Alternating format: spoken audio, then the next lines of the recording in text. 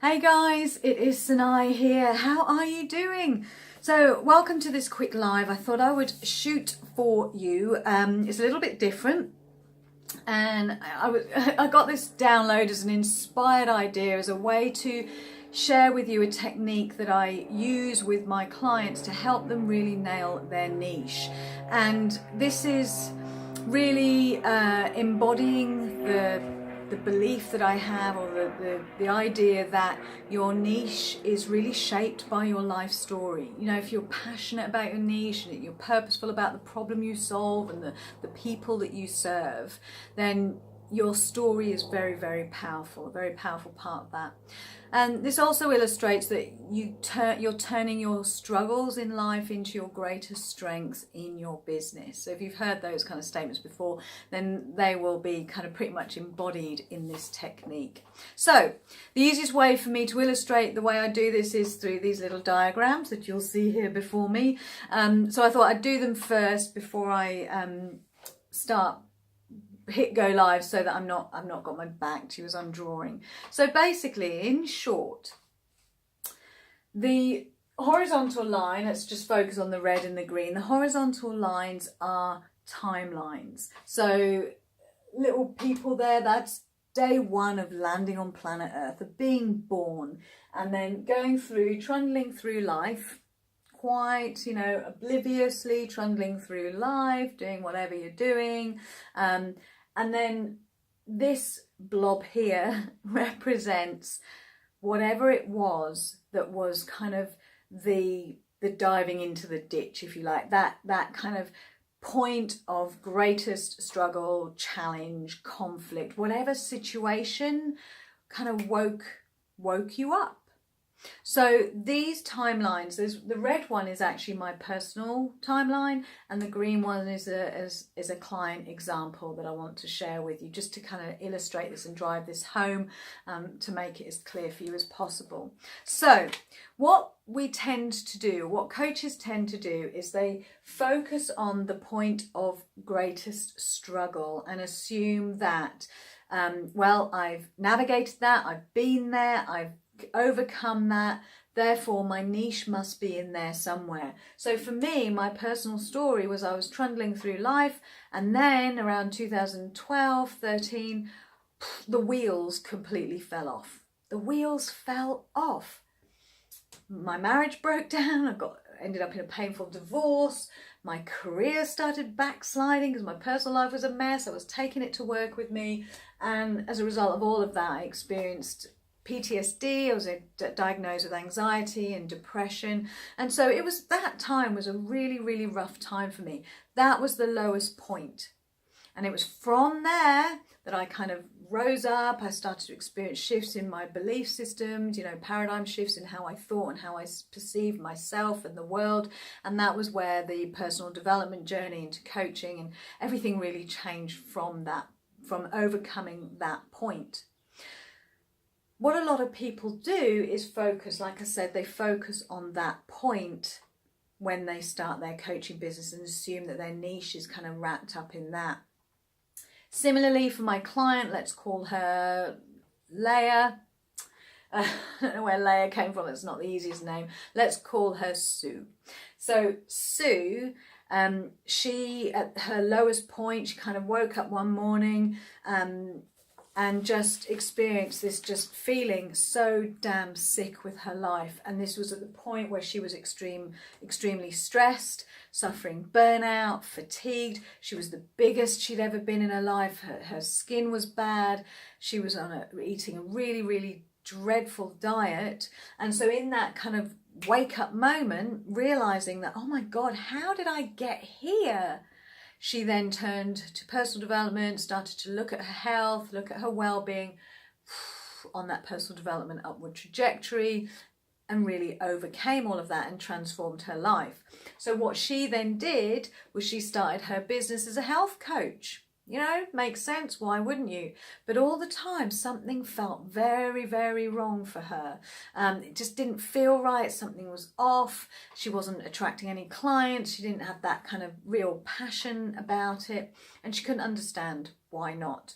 The other thing that made her feel out of integrity was she wasn't the perfect size 12 or whatever it is she imagined she had to be. She was still over her ideal weight. So she said, who am I to be a life coach when, you know, I'm a health coach when I'm not at my optimum health? So she had all these kind of things going on that really prevented her from showing up in her business. So if this resonates with you, I see this a lot, you're not alone. I tried on the divorce coach hat. I tried on the, you know, executive woman coach hat as well. So, you know, a lot of us have gone into that assuming that our niche is wrapped up here. The truth of the matter is that what you see here is the symptoms, the big overarching mother of all symptoms of the actual problem you solve, the actual problem you solve for your ideal clients. The problem you solve is actually what was going on where these big black arrows are, the timeline. So when you think about this period that led to the mother of all symptoms showing up, these black arrows represent questions like, what were you doing in those years that led up to this point? Or, more pertinent, what were you not doing? What were you ignoring? Who were you being during those years? And again, more importantly, perhaps, who were you not being? You know, for me, I was not being true to myself.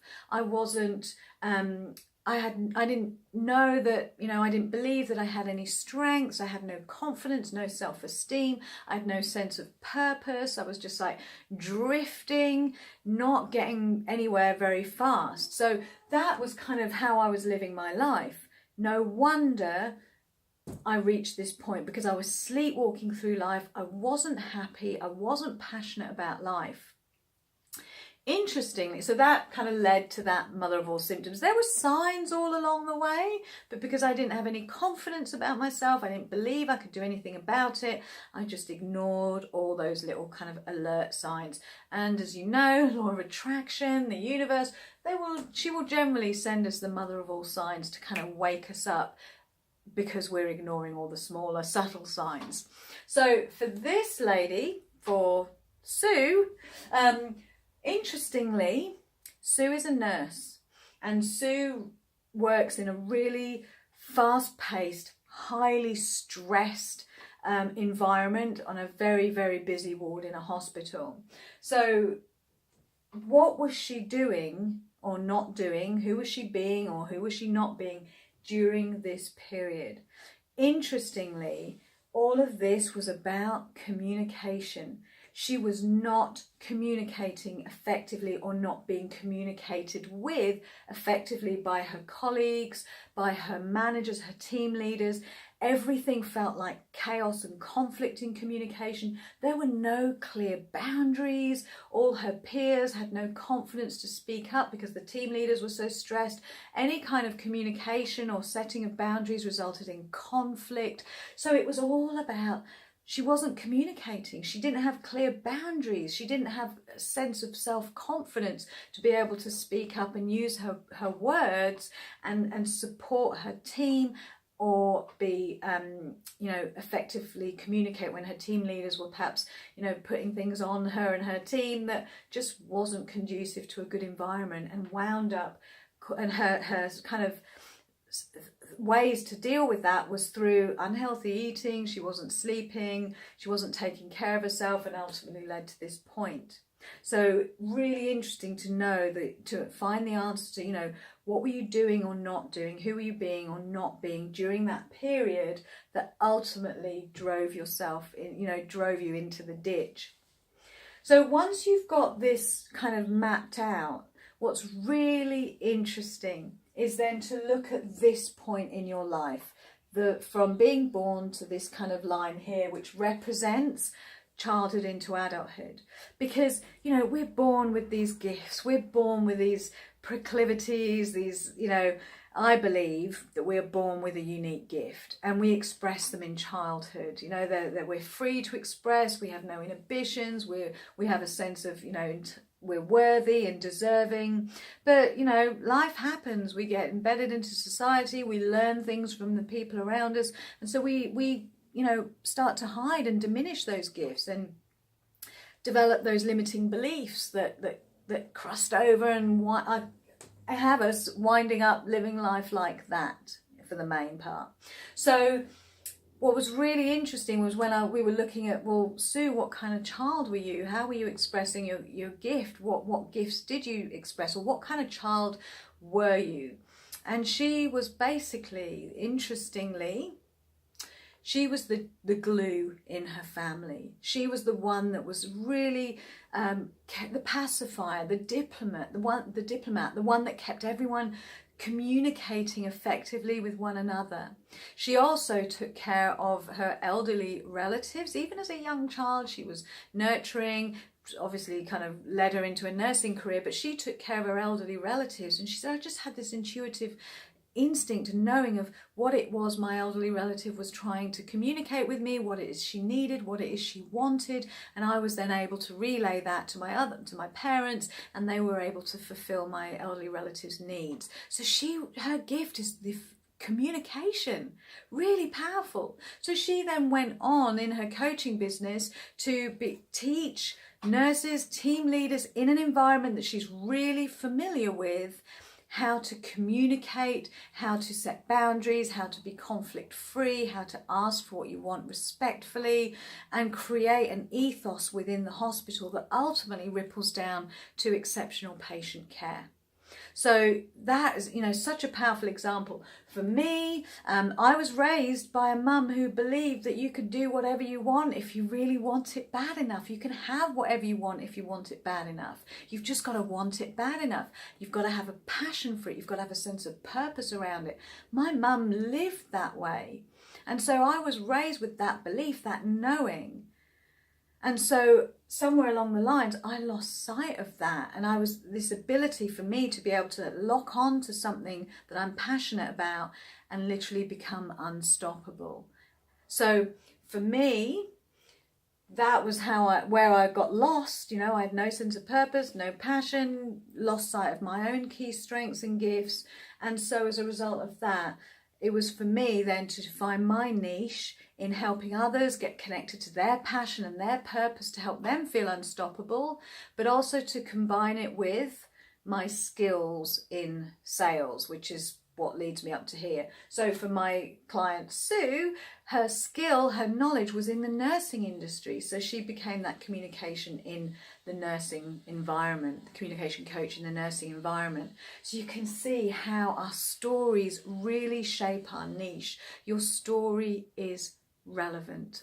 So guys, I'm going to wrap it up there. I will share this third example, which is slightly different, in another video, but I didn't want this one to go on for too long. So I hope you found this helpful. If you've got comments, questions, please pop them below. As always, I love to hear from you, and I'll share a couple of other techniques of other ways to help you get more and more clarity and really nail your niche, so you can go out there and create a business that is just so aligned, and that will help you to authentically attract your dream clients. So have a great rest of your day, guys, and I will speak to you all again soon. Bye for now.